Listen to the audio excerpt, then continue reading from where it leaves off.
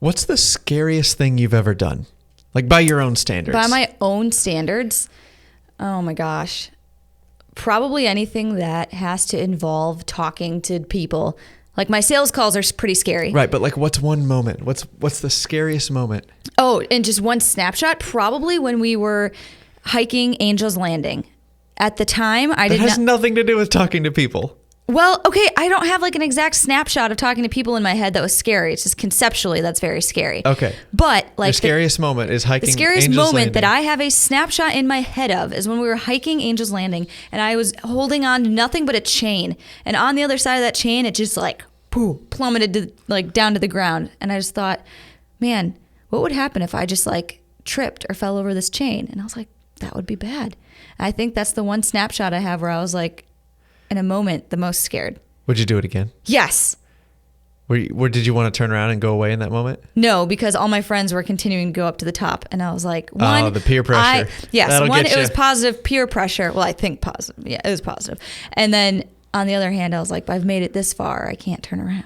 Wow. Well, today that's what we're going to talk about is running towards your fears, not away from them. Yes. Because it's something we teased out in the last podcast and we want to, we teased it in the last podcast. We want to tease it out in this one. podcast. So roll the intro. Welcome to the Let's Quit podcast. Quitting is not always a bad thing. If you have the right mindset, quitting can be the most powerful tool you have on your journey to success. It's certainly been helpful for us. Whether it's flying through hurricanes, building our businesses, or just trying to get to bed on time, we're always trying to level up and improve our lives.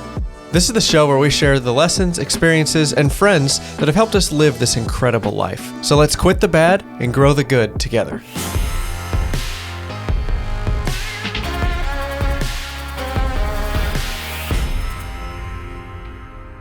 All right, well, man, it's welcome back to the Let's Quit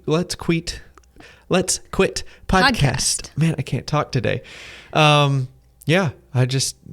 Let's dive right in. Yeah. How was our week? What do we do? We did a lot this week. It's been so busy. I'm pretty tired. We were lucky and not lucky. We made the time to take a day off last week, but have not done it this week. And I feel like it's starting to kick our butts. We've been busy. Yeah, a little bit. We hired our first employee. Yes. Super exciting. Yeah. So, I don't know anymore if these podcasts are published before or after the week's YouTube video. If it's before, then surprise, you're getting early information. If it's after, then here's some more extemporaneous information. Here's some more info on it. We hired our first employee. It's pretty scary. Like Jennie and I have managed people before. Like we're no stranger to being supervisors or managing people, but I don't know, just when your business hires your first employee, I was scared. I was scared I was going to fill out the paperwork wrong. Right, or you're going to miss a sheet of paper, or you weren't going to set up payroll correctly, because when you supervise people in the Air Force, that's all figured out for you. Right, that's somebody's whole job. Right, there's a finance department, there's a personnel department, that's an entire part of the Air Force. And they don't even do their jobs right. Right. So now that it's all on me, and that's again, this is a whole other podcast in and of itself, but like, the system is not set up for you to do it right, because as I'm trying to fill all these all these pieces of paperwork out and change the address of the business and everything else, it's like, oh, you're required within 10 days to file X, Y, or Z. And then you get to the website and the website's broken. And there's a message there that's like, yeah, we know the website's been broken since August, but anyway, just hang with us. We'll get it fixed one of these days. You're like, and I'm so just much like, for the 10 days. Right. So, it's just so silly. Or what was the other thing? They were like, oh yeah, we're going to get you this code or this percentage tax rate. It should be to your box by 14 days. And you're like, what happened to 10 days? They started telling me to like withhold, like, I don't remember, some employee tax. And they just told me to like start withholding it. And they didn't even tell me the percentage I was supposed to withhold until like 6 months into the employee relationship. And then they're supposedly just going to mail me the tax rate or what. Anyway, we got it figured out, but it was just a nightmare of trying to figure everything out.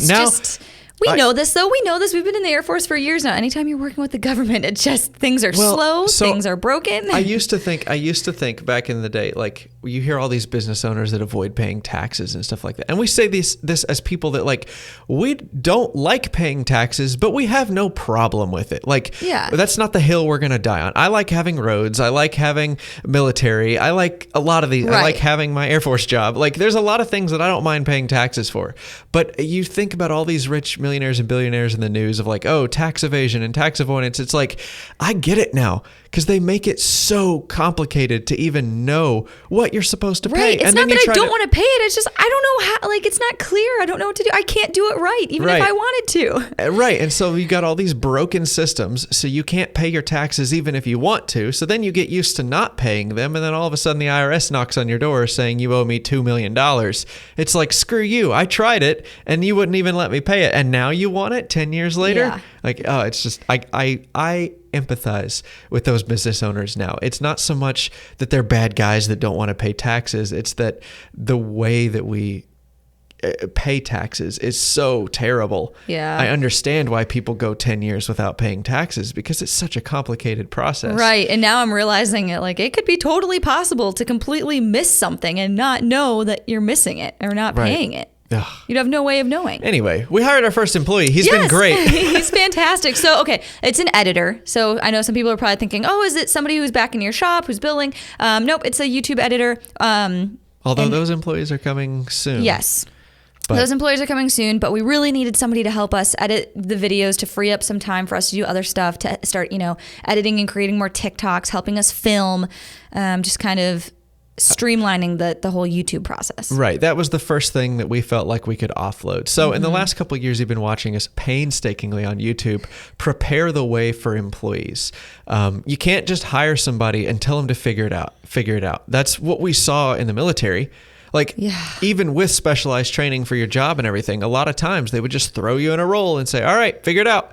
And that's just setting them up for failure, in our opinion. So we've been doing a lot to try and make checklists and procedures and guidelines, not to control or micromanage what they're doing, just to set them up for success. Right. And so anyway, it's gone really well. Like Caleb he's really learning fast. And and it helped out that Caleb is just very talented to begin with. So. Right. Well, now we've got someone talented and they have clear instructions on to go forward. So now, oh my gosh, yes.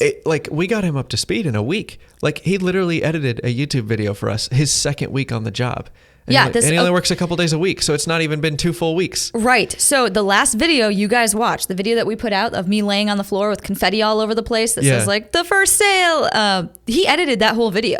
Right. Like we didn't really touch that. We didn't even have to make many creative edits. There were just a couple things I forgot to tell him to include in the video. So like, it was just an amazing video. It's a much better video in my opinion. Of course, I'm not like, and he even said this too. He's like, because I didn't edit it, I think it's much better because I'm seeing it for the first time once he's done with it. So there's a little bit of that, but also objectively, I think he's a better editor than I am because he was able to immediately copy my style and my and add to it, embellish on it, push into it, and make it better. That's what I thought was so shocking, is like he picked up our style so quickly. Right. Maybe our style's like our super style, simple, but I don't know. Our style is throw the footage together in a string and get it out to render as fast as possible. Glue, duct tape, super glue, bubble gum. You get that video out there. Yeah. Right. So anyway, he's been great. Yeah. We talk a little bit in the video this week about just managing our expectations. I mean, we're pushing into the drama a little bit, but like at the same time too, it's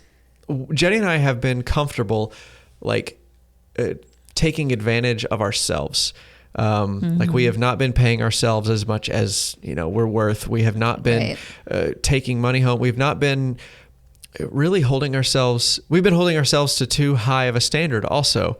And you just can't project that on your employees. You cannot expect your employees to care about something as much as you do. Now, it's just, they can care about their craft, but I don't know. Our whole employee philosophy is just set them up for success and let them grow in the areas that they feel like they want and need to grow.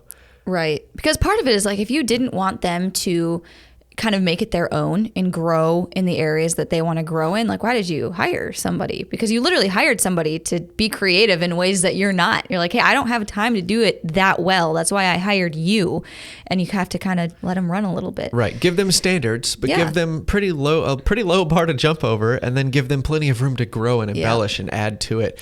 But, at the end of the day, your low standards are easily met because, I fully expect Caleb to be hired away from us or to go off and do something else pretty soon. So I don't want to get too attached, but at the same time, like, I want to take advantage of all he has to offer. So we're just trying to make a good space for him and, so he can grow with us and then move on to bigger and better things. So hopefully he sticks around for a while. But I know we'd like him to. We hope he does. Yeah. He's great. On that note, we finished the new intro for the YouTube videos. Oh, that is something we edited. We spent a lot of time on that. We did do the intro, yeah. Yeah. So I don't know. We got a lot of positive feedback on it. Seems like everybody liked it. We kept the pickles. I tried to say big goals as fast as I could at the end. So for the people listening at 2 times speed, it still sounded like pickles. But that was hard. Now that I knew that I was trying to do that, I kept screwing up, and we had to record it several times. It was so funny because when I teased the video on Instagram of like, hey, our new intro will be in the next video,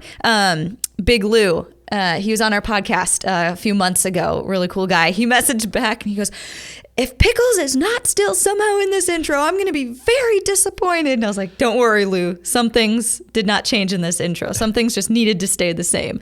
So we made sure we incorporated the big goals into the intro as well. Yeah. We changed the script up. Like for a while, it's been, hey guys, watch us build our business. But like now that we have proven that our concept, so while we were starting our business, we were effectively proving a couple of like, I don't want to sound so nerdy, but like we had a couple hypotheses about like how to make things happen, how to achieve goals. And we were proving them with this business. And I feel like although we're not there yet in its final form, we never will be, but like we have achieved some level of success using these foundational principles. So now we want to start sharing those a little more broadly, leaning on our experience, leaning on the things that we have accomplished to say, look, if you're really serious about it, here's what you need to do to accomplish your goals. And so that's sort of why we wrote the script the way that we did. It's supposed to be a little jarring. It's supposed to be a little countercultural of facing your fears. Right. Because we hear so much nowadays, and I'm like spoiling a little bit of the title topic, but like we hear way too often to chase your passion, follow your dreams. You can do anything that you want. But like that sets up so many people for failure because they don't know what their passion is yet. Yeah. And so you see all these like young Gen Zers and younger millennials like completely crippled by indecision because they don't know what passion to chase. And it's like you're putting the cart before the horse. Like you find your passion along the way. You find out, oh, I really enjoy making things. Like running this woodworking business. I really enjoy tinkering and playing with the tools. Yeah. Now, you got to do more than that. You can't just do your passion. So what we have found the formula to success is you pick out your fear, something that scares you, and you run straight towards it. And you try to do as much of your passion as you can along the way to keep you excited about it. Right. It's like you bring your passion with you. Passion isn't something you should have to chase. Passion is something that you should like embody and just have within you. You know, you could, right. It's like you can get passionate about multiple different things. Right. But you're also not putting too much pressure on whatever it is you're doing. Right. Hey, I'm just sweeping the floor at McDonald's, but you know what? I really enjoy making people's day. That's my passion in life is making people smile. And if you can make people smile sweeping the floor at McDonald's, you can do anything that you want and you'll still be passionate. You'll still have, an abundance of love in your heart, as cheesy as that sounds. Like you will be able to give more if you don't put so much pressure on your stupid job. It's just a stupid job. Right. You're sweeping floors. You're not trying to find the meaning of life. That, we expect far too much out of our jobs. And that was one of the things that we didn't like so much about the military career is that at a certain level, you weren't going to get promoted unless you put that much pressure on yourself and on your job and on your position. So anyway, that was way deeper down the rabbit hole than I meant to go, but we will get there. We're not even done with the weekly update. My gosh. Oh my gosh. All right. So changing gears completely. You made a TikTok last night. You want to talk about that? Yes. So we have a Jennie and Davis TikTok, and I was like, you know what? I need to start one of these for Samara, for our actual, our furniture business. Because if you're not on TikTok these days, you're behind. And so I did. I started making some TikToks. It was growing super slow because I was a new account, and TikTok is getting more mainstream. So it's not like you can just start it and blow up instantly like you used to be able to. So I'm putting a lot of work in it. I'm posting every day. I'm using, trending sounds. And man, they're just not taking off until I made one the other day and it ended up getting like 12,000 views. So keep in mind, this TikTok, it only had 55 followers. Yeah. We did not advertise this. We did not use our other social media to boost. We're intentionally trying to not do that. So don't follow Samara TikTok. No. Yeah, please. We're trying to just bootstrap it with naturally. We don't want to convert, right. Jennie to Samara. But Jennie we had Davis 55 followers, and then all of a sudden this one just popped off. And what happened? So what was the TikTok about? So first off, the TikTok was something that I would not normally do. Me as just Jennie, I would never think I would be making a TikTok like this, but it was calling realtors out. I was saying, hey, if you use wine as closing gifts, like It that's sucks. dumb. Don't do that because I've got a better option. The wine is gone quickly and people forget about you. I make these boards. They last forever. They have your name on it. Get referrals. Use me instead. And it was with a little dance, and it was like it's kind of tongue in cheek. It's not pointed and jabby and insulting, but it kind of is. But in its own way it is, which is something I naturally don't do. I don't like being pointed with people. I don't like jabbing people and telling them what to do or like what they're doing currently sucks and they should change. But I decided to make this TikTok anyways, and it took off. I had people who were realtors commenting on it saying, wow, this is a great idea. I want to use your stuff. And I had photographers on there commenting, be like, oh, this is a great idea for photography too. I should do this for my clients. And then I had a load of people just commenting on what they got from their realtor. Yeah, more market research and stuff like that. And so that was really great. It was really productive. And I got solid leads from it. It's to the point where it's like You're on the phone this morning with a couple people. Exactly. And it's like I don't care necessarily how many views it gets. It got 12,000. It took off. That's amazing. I care about the lead ratio. I don't care if a video... the quality of the views. Right. Yep. If I only get 100 views on it, but I get 3 leads from it, 100 views was enough, and it was a successful TikTok. Yeah. In my world, that went viral because it got me 3 leads. So it was really good. I was really happy about that. I finally had one pop off. So carrying on with today's theme, I don't want to like jump into the title topic too Again? soon. No. But like that is a TikTok that you would have never made. There's a part in it, like, and I'm taking this out of context, so understand this, but like there's a part where you look at the camera and you're addressing realtors and you say, baby girl, stop it. Like that's the lyrics of the song. And so would you ever think that you were posting a TikTok where you were telling other grown, I'm trying not to curse here, like grown women who run business owners, who run a business, hey, would you call them baby girl and tell them something they're doing wrong and then say, no, use my thing? No, probably not. That's something very new that I have learned and that I have adopted because I would have been freaked out to do it like 3 years ago. So why did you feel the need to do it here? Like what finally convinced you to make that TikTok? Because I've seen other people succeed with it, and I think I just got sick of other people winning with it, and I was too scared to do it. And I was like, what the heck? I can win too. So what were you scared of? People judging me, saying like, how dare you tell me that's a terrible closing gift? They should just be happy with what I send them. You're putting out terrible information. And did you ever see any of those comments ever Nope. in any of those TikToks? Nope. So the fear was all in your head. I'm really spoiling the title topic here. The fear was all in your head, but that was what was keeping you from doing it. It was an imaginary fear of something that didn't exist, Right. that never was going to happen. And that's what kept you from posting. Yeah. The sad truth is that we do this about 20 times a day. Both of us, Jennie and I, like 20 times a day. If I catch myself once or twice a day, it's been a good day. Like you don't realize how often you're projecting your fears onto what it is that you're doing, whether that's government control. I'm hitting some nerves here. Whether that's government control, whether you think that's your mom out to get you, whether you think that like your spouse is upset with you, like you will create in reality these fears that don't even exist just by believing that they exist. Now, that's as woo-woo as I'm going to go. I'm not going to spoil the title topic, but I just felt like that was the perfect example to show like if you just run headfirst into your fears, you realize it's not that scary. Oh, not at all. I made 4 more TikToks just like it. They're sitting in the drafts currently. Nice. Yep. Hopefully those do well too. But so this week I've been facing my fear of the glue bottle. And geez. I'm not scared of the glue bottle. But I've been making a lot of cutting boards, gluing those up. Yes, That's we do been need fun. some more. We're getting low. We're getting low. Well, we're not super low, but I mean, the boards are there. They're taking up the cart. I'm just trying to get the carts. All the slats for the cutting boards are sitting on those black carts. And I'm like, do I buy more black carts? No. We're out of money. So I need to glue up all the cutting boards to get those black carts back so that I can start the next batch of charcuterie boards. Yeah. Now that we got the shop set up. We're getting settled in. It's nice. We just got to start doing repetitions now. I love the new workspace. I do too. It's so nice. The floor is so smooth. I don't know how, I've got to work that into a video somehow. Like I am just so happy about the smooth floor in the shop. And it might get its own YouTube video. I feel like we no longer dread going into the shop. Like even in the house when you would be working out and working in the Oh, garage, yeah. and I had like a question or I wanted to come talk to you.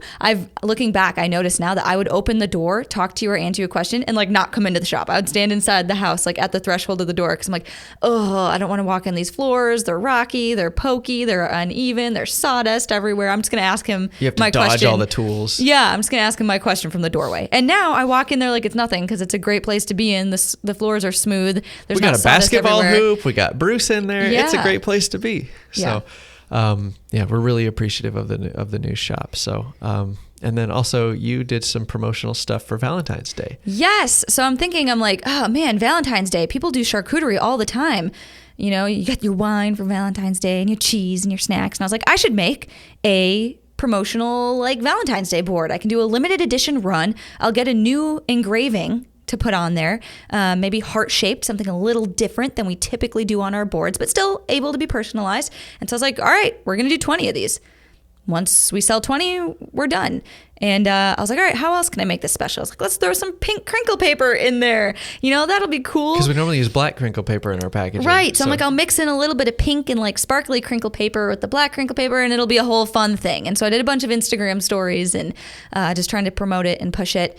And it'll be really cool. A bunch of realtors like shared it in their stories too. They're like, I love really? these boards for my clients. You should use them for yours. I'm like, y'all are so great. Oh, Thank you. That was nice. It's like when you make friends with people that they're not just clients, they're like your friends. And I thought that was very sweet Yeah. of them. Well, we're So- also like, we're doing this Valentine's Day thing, not just to sell boards, but to test this new type of sales strategy. That's why we're really doing it. Right. Is because we're trying to pump up the excitement on social media for something and then sell a very limited number of something, which is, spoiler alert, that's how we're going to try to sell our first round of kitchen tables, is to get all these realtors to post for us. So I'm like, what a better way to practice than with charcuterie boards that we already sell and we already have a system for. And there's a holiday that happens to be coming up when, you know, people really enjoy buying small gifts.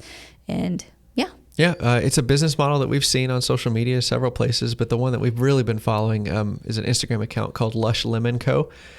She builds these beautiful signs they're on a scroll saw. amazing. She definitely needs to raise her prices, but we've had that conversation Yeah. before. Anyway, that's how she sells her work, is that she only sells like 20 signs or so every couple of months just to manage her demand and her workflow and stuff like that. And so sort of how she talks about it is you're training your customers to learn how to buy from you.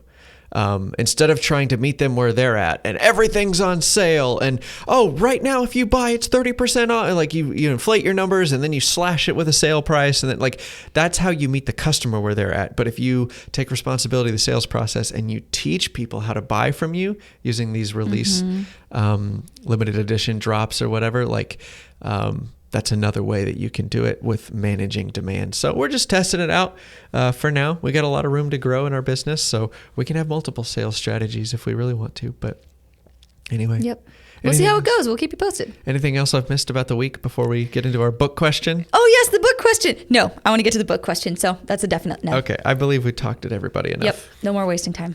All right. The second question. We got this book. If you didn't listen to the last podcast, we got this book of 3,000 questions about me. We thought it would make some great content. So here we go. Question number 2.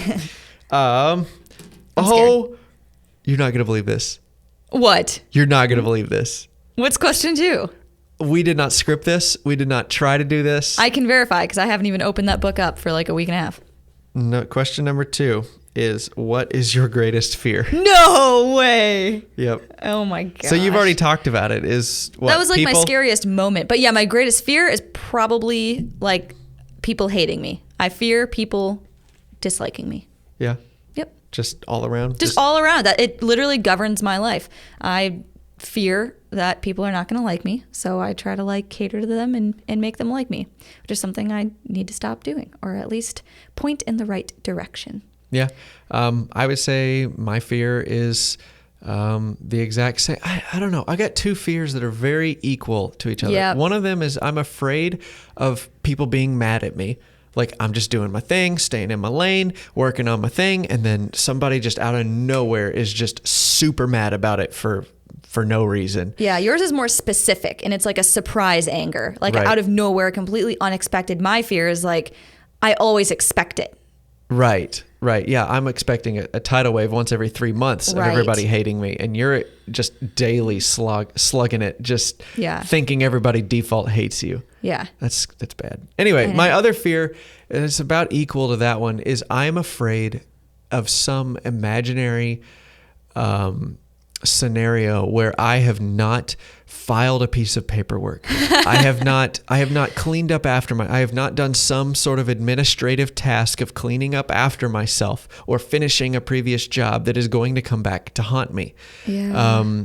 And this is in part because I had great parents who were rock stars at the paperwork administrative stuff. Gosh, and my parents were so good at that too. And they instilled that fear. I had that fear naturally. And then my parents pushed on that fear by showing me scenarios where I forgot something or screwed up. And so now I've got this really, really healthy / unhealthy fear of some administrative scenario like coming back to bite me, which has helped me a lot. Like just having that fear, it has been useful.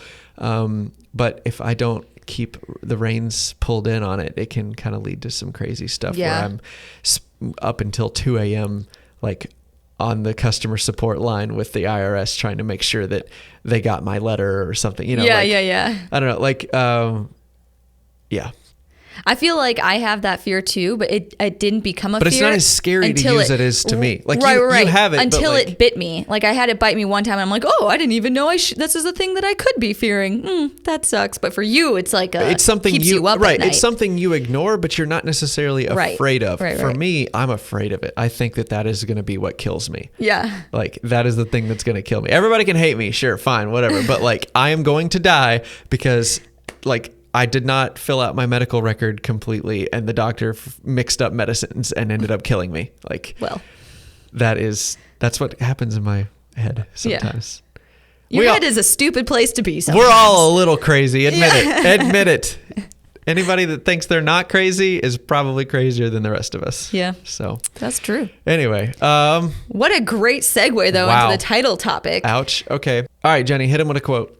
With the quote. All right. So our quote for today is by David Goggins, which there is no more perfect person to take a quote from the topic of fear than David Goggins. So he says, one thing we all need to realize, the fear is in your mind. The fear is what we have created. If we created it, we have the ability to destroy it. Nice.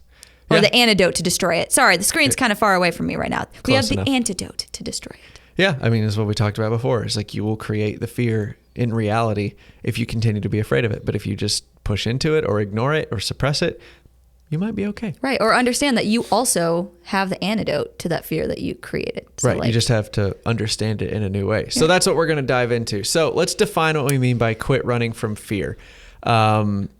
Basically, chase your fears down one by one and clobber them over the head with your passion. That was the line I brought up in the last podcast that we wanted to dive into. But basically, that's our philosophy on how to achieve whatever goal. So you set your goal, right? So whatever, like, I don't know, like for me, it's I want to buy a P-51 Mustang. Like that's your goal. Now, what about achieving that goal scares you to death? Yeah. I feel like for you, it would be building the relationships with people and making sure that they don't hate you, that you're not going to get one of those tidal waves from those people where out of nowhere they decide they're just not going to sell it to you. Right. So you don't know what happened. They just know. That's exactly my biggest fear about this is that whoever owns the one that's for sale is not going to like me and is going to sell it to somebody else instead. So I'm running head first into that. Yeah. Like there's only so many of these airplanes left. And every year, more and more of them crash, and fewer of them get rebuilt. So, like they're already stupid expensive. So, I understand that if I want to buy one, kind of like Gary Vee wanting to buy the New York Jets, like you have to be invited to be an NFL owner. You can't just buy an NFL team. So he's got to, that's what he's got to work on is building the relationships with the NFL. I've got to work on building the relationships in the aviation community. So one of the ways that I'm attacking that is we're going to have a social media presence. Yeah. We're going to create aviation content. We're going to get public approval, public permission that I don't need, but I'm, work with me here. I'm getting the public's permission to buy one of these airplanes so that when I make my offer on the airplane, like that person looks at my offer and somebody else's offer and says, well, look, all of social media is going to hate me if I don't sell it to this guy. So I got to go with him. And anyway, not that that's what we're trying to do with our audience, but like, I'm just respecting that is part of the process. I'm not going to go all in on that, but I'm like, hey, I'm scared that somebody's going to hate me or not like me and want to sell me what they have. So I've got to make it to where they have no choice but to like me. And again, I feel like I'm a pretty likable guy. Again, these fears are like in my head and I'm entertaining them. But what you really should do is just push into them. So right. Say, I know I'm afraid of that. I consciously understand that is a fear of mine, and I'm going to choose to do it anyways. Right. Even if that means just chipping away at it little by little every single day. Right. So we'll unpack this a little bit more about our strategies and how to deal with it. Of course, we can always get better at performing our own strategies. Oh, yeah. But that's sort of what I'm talking about is pick your goal, find the scariest thing to you about achieving your goal, and then, all right, how do we solve that problem? How do we not make that such a big, scary monster? Let's attack it. Let's take it step by step. Because I feel like that is much more fulfilling than just chasing the happy parts about your passion. Yes, because then you're blindsided later. You're Right. blindsided by these fears that you've been ignoring, you've been running from, and you're not addressing them. You're not making space for them. And then all of a sudden you create that fear into reality. And then, let's be honest, how are we going to interpret that as in our brains? We're going to say, well, maybe this isn't my passion all along. Maybe it's not meant to be. Maybe I'm not passionate about this. And then you're going to pivot on something that you should not have pivoted on. You were so close. You just needed to face your fears a little bit. Right. So, hopefully we've not confused you. But so if you're on board with the idea of, hey, quit running from your fear, you need to address it, take account for it, and move forward with a plan of action to achieve your goals. So I guess in a very simple sense, what does this look like for the average person? Let's say that your goal is to make $1 million. I don't know. Let's just keep the numbers simple. Yeah. Like a lot of people want money. Money seems to be pretty good as a goal. I don't think it's necessarily a bad thing to have a goal with money. Or maybe you should have a goal for what you want to do with the money. But that's another podcast. Let's say you want to make $1 million to go towards your favorite charity or something like that. Well, you got to make a lot of money. If you're going to make $1 million, you got to make money. So what if the scariest part to you is sales? Yeah. Knocking on doors and taking people's money. That's sales. Guess what? You got to start a business now. Mm-hmm. What if you're afraid of heights? What if you want to hike Everest one day? What if like that's something that your grandpa did or your dad did and you want to do it also as like the third generation? Like if but you're afraid of heights, but you want to climb Mount Everest. How do you make heights not so scary? Well, maybe you go to the tallest building downtown in your city and you go to the top and you take some pictures. Like maybe you go for a hike and climb a much smaller mountain that doesn't scare you as much. Maybe you start with a hill. Like if you realize what your fear is and you take a baby step towards it, you will start to realize that your fear is much bigger than the problem is that needs to be solved. Yeah. And I think maybe the next step in that too is to start identifying yourself as a person who does that. If you're afraid of heights, go do that tiny little baby hike that's in your backyard, or go to the top of that tallest building and take a picture of yourself standing on top of that tall building overlooking the edge, and then put that up like on your mirror on your wall and be like, I am a person that likes heights, or I am a person that does hikes. I'm a person that won't say no when my friend asks me to go hike a mountain. I am that person. Right. You can still be afraid of heights. Right. But you're also the person that does hiking, that does skydiving, that does hike Mount Everest, whatever it is that you want to accomplish. Like you can still, like, you don't need to, and here's another like assumption. We didn't even put this in the script, but like, just because you're afraid of something does not mean you don't have permission to do it. Mm-hmm. Just because you're scared of sales does not mean that you can't run a business. Right. You just got to do some sales. Mm-hmm. Like you can still be scared of sales and do sales. Maybe you won't be as great at it, but you don't need to be great at it. You just need to be good enough to make $1 million. Because you'll learn. Yeah. Right. Which sounds like a lot of money, but it's really not. Yeah. So, yeah. The second point we want to make, or the first point we want to make, is that we really have nothing to be fearful of in 2022. Yeah. Let's go down this rabbit hole for a second. So like, fear is a survival mechanism that we have. It's, to keep us from, as fear of tiny dark spaces, claustrophobia, is probably to keep us from climbing into tiny holes where a bear is hibernating. Right. Like, that's something that we have developed to keep us alive. Well, in 2022, there's not a whole lot day to day that is going to kill us. Right. But yet we still have this like fear mechanism in the brain. And so what the brain does is it finds a problem. I mean, we all know this. You can't just sit in happiness forever. Like, your brain will find a problem to solve, and imagine or engineer one if it doesn't have one in front of it. So that's sort of what fear does, and that leads to anxiety and depression and all sorts of nasty, nasty stuff that I'm not qualified to talk about. But it all starts with fear, and we really have nothing to be super fearful of in 2022. Big picture, okay? Don't take that out of context. Yes. Like, yes, there's things to be afraid of, but big picture, there is not a whole lot of things to worry about. Right. When we're talking about like survival mechanisms, like, being scared of a cave that a bear is hiding in, or, something eating you in the wild. So just know that when you're afraid of something, you're probably taking it way too seriously. You were giving value and making something very important when it probably is not as important as you're reacting to it. It probably deserves a little bit of thought, and it deserves a little bit of research, maybe. Oh, it does. But Well, that's our whole past point. That's our whole point, is that you shouldn't run from the fear. You should push into it and figure out, okay, how much of this is manufactured in my head, and how much of this is a legitimate thing that I need to calculate and account for. And just being able to sort those two things out is what's going to help you. Like, my fear with people hating me. Like, people probably don't hate me as much as I think they're going to, but just pushing into that and making sure of that instead of running from it and ignoring it is going to make sure that that doesn't happen.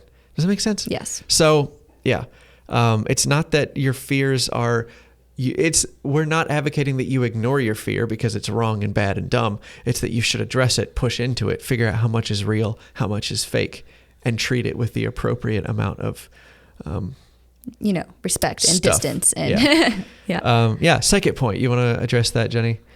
So fear usually means that there's something unknown, and there's something by default that needs to be learned, right? Just because, like, for example, I fear sales. I really do. I don't like sales. It scares me a little bit. I'm getting better at it. But what scares you about sales? Because I don't know what people are going to say, or I don't know what I'm going to say. Like, sales, that requires lots of like sales lines, right? And being creative and being able to come back to people's like objections. And I just don't know enough of that yet. And I fear it because I don't know it. Right. But now that you've done sales for a little bit, if you were to put everything somebody says to you in a bucket, how many buckets are there? Like two.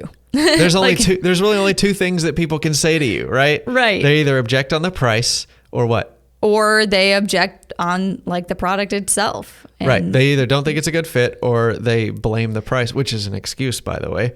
Right. For something else, which then you got to go tease that out. So do you really need to be able to handle any theoretical objection that somebody might spit out at you? Not really. You just have to have responses for those two things, like locked and loaded in your brain. It's not like I need to learn. I mean, it's always nice to watch YouTube videos about sales people and learn cool lines to pick up, but that's only after you've come to realize. But you're never going to get there if you're afraid of it and you run away from it. Right. So cool. Third point, I guess we addressed everything there. Yeah, boom. If you approach your fears like a problem to be solved, this is kind of our conclusion. So if you approach your fears as a problem to be solved instead of something to avoid or run away from, if you look at it and you say, all right, I really want to sort out like what's real from what's just in my head. Number one, you're going to learn so much more.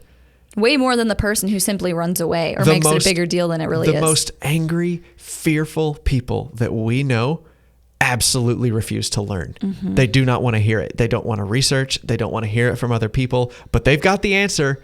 It's kind of weird how this mechanism works, but like the most angry, fearful people we know are the ones that just refuse to learn. So if you got a lot of anger in your heart, you probably aren't learning enough. Yeah. You're not empathizing and learning and sorting out what's real from what's imaginary. So the first thing is you're going to learn so much more if you face your fears instead of running from them or justifying them. The second thing is you're going to have amazing experiences, amazing stories to tell. You did the most dangerous hike in the U.S., like Angel's Landing. Yeah. Like you just did it on a whim in college, and you've got that cool story now of that it was scary. Right. And different sales calls too, of people I never in a million years thought I'd be on the phone with, because I'm like, no, they're too big. They don't want to talk to me. They'll hate me. They'll hate the product. They're not gonna. They won't like the price. And now I'm like, I can't, like, looking back, I can't believe I feared that. Like, man. Yeah. And then the last thing is just life is going to be way more manageable for you. Yes. I'm not going to say it's going to be easier.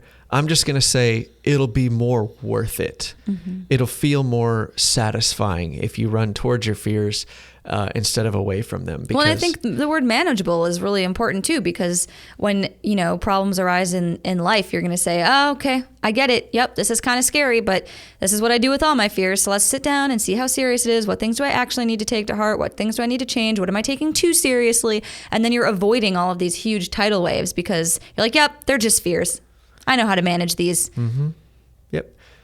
So life is not this big, scary, bad, terrible adventure. It's more of an adventure. It's less of a scary, bad, terrible experience. Yes. So, all right, cool. Man, if that wasn't enough, we got some action steps for you. So you're overwhelmed. You're sort of on board with this idea. You don't really quite know how to do it, but you're willing to try. Yes.